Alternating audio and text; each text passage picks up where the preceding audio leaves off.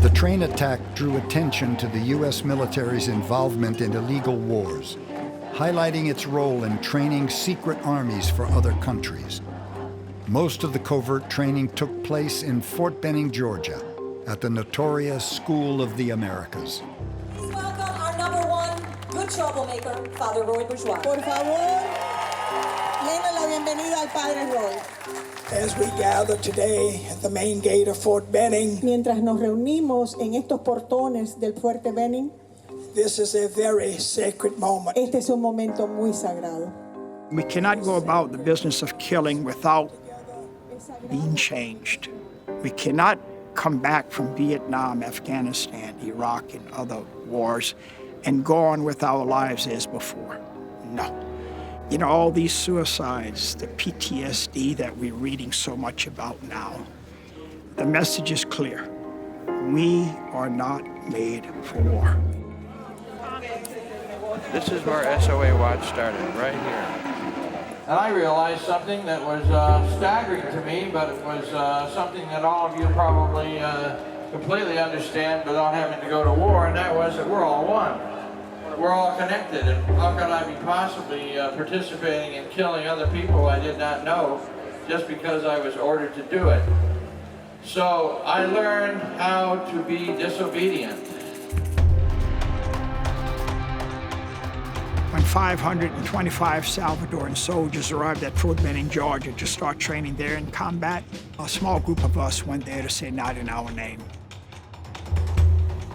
And what we found through the Freedom of Information Act was a school of assassins, as we learned it was well known in Latin America, a school for dictators, a school of torture. Washington Post, front page, along with the New York Times, had a very big article about the torture manuals that were used at the School of the Americas.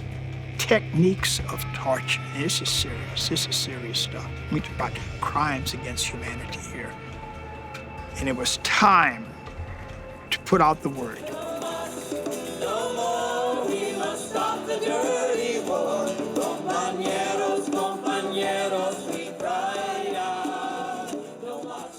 Let's gather here every November, that weekend before Thanksgiving. And in the name of solidarity, let us come and call for the closing of this school of assassins. And something happened. We started with 10, and then the next year, 100 came.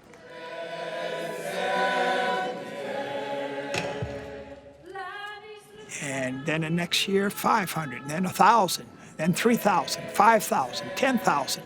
All of a sudden, we had 20,000 people gathering here. And when they sent us to prison, it just energized the movement. It just brought more people the next year. And when they sent us to prison, what we learned was that they could not silence us. The truth cannot be silenced. And we organized from prison. We went to Latin America simply to request that they stop sending their troops here. And I'm happy to report that 5 countries made decisions to pull out.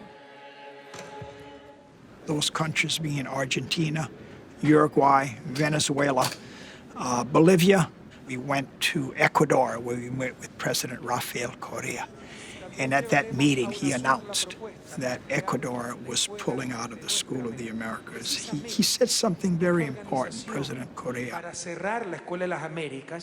He said, this school should not exist.